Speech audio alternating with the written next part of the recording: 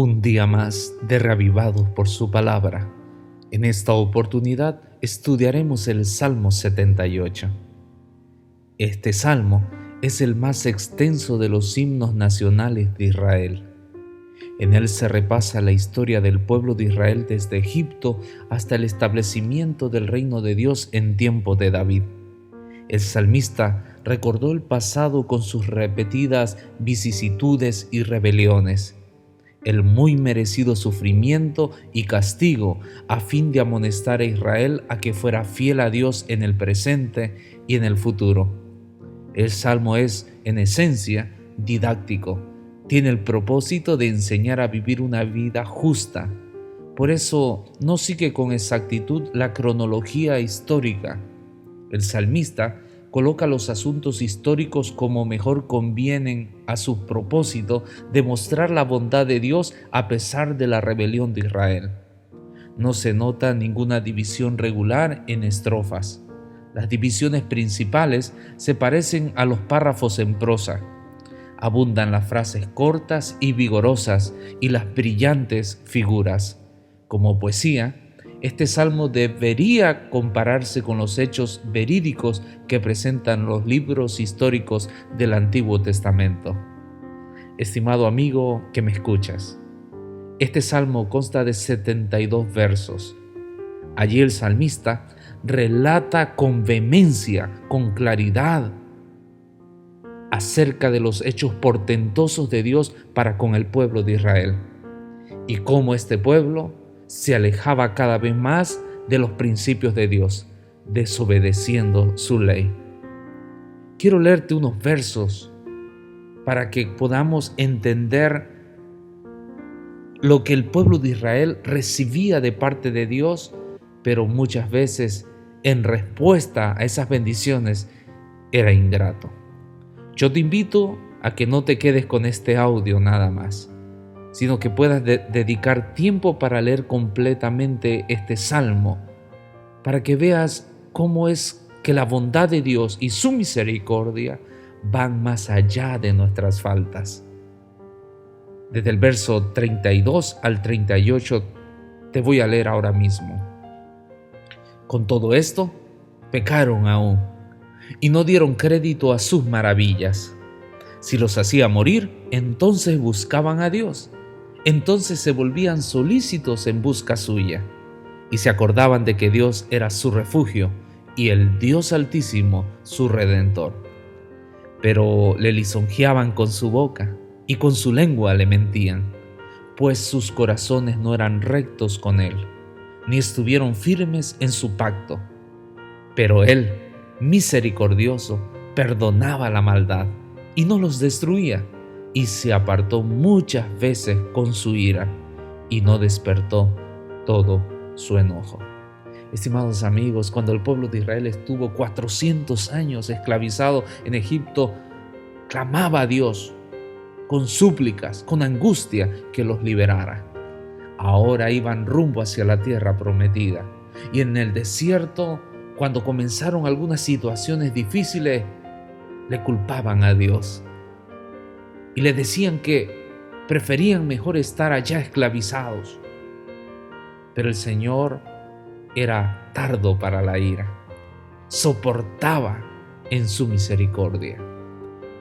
Cuando ellos querían comer carne, abría los cielos y les enviaba miles de codornices. Cada mañana ellos solamente se acercaban a cierto lugar a recoger el maná para comer, para el sustento diario, y no tenían que trabajar. Sus vestidos nunca se les desgastaron, sus sandalias nunca se terminaron durante 40 años de exilio en el desierto. Tenían sed y abría la roca para darles de beber.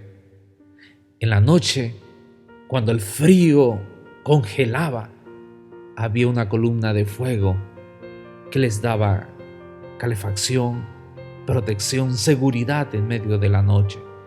En el día, cuando el sol abrasaba, había una columna de nube que hacía que los rayos del sol no llegasen directos a ellos, dándoles protección, dirección, frescura. Pero el pueblo de Israel no veía las bendiciones de Dios.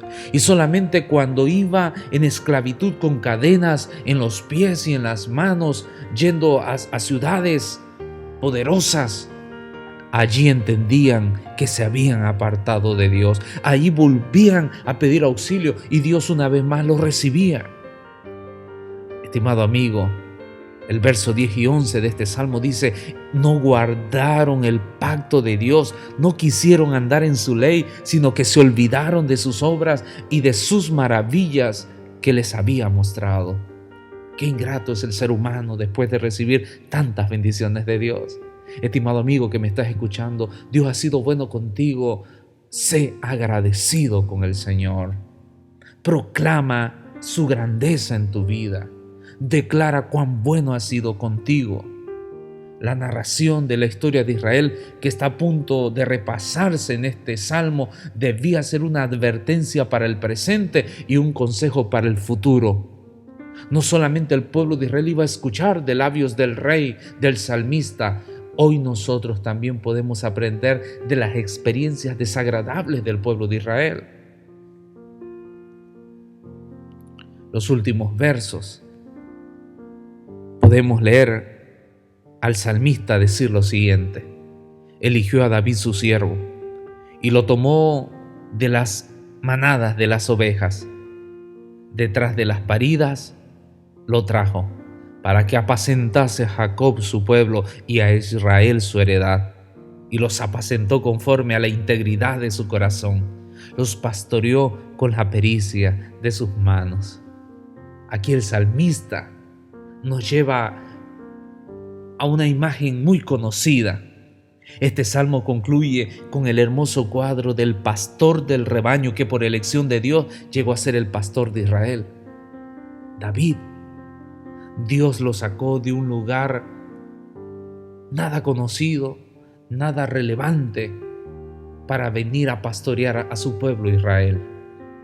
Este fiel pastor no solo guió a las ovejas, sino que sigue a las hembras del rebaño para atender cuando fuere menester a los corderos recién nacidos. Hay atención del pastor, hay cuidado del pastor.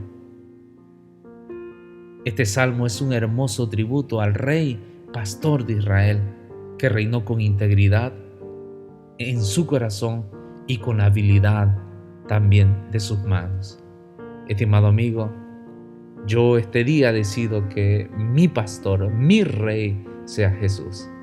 Que Él proteja mi vida, que Él me pastoree, que Él guíe mis pensamientos, mis planes de este día, que Él reine en mi día con integridad.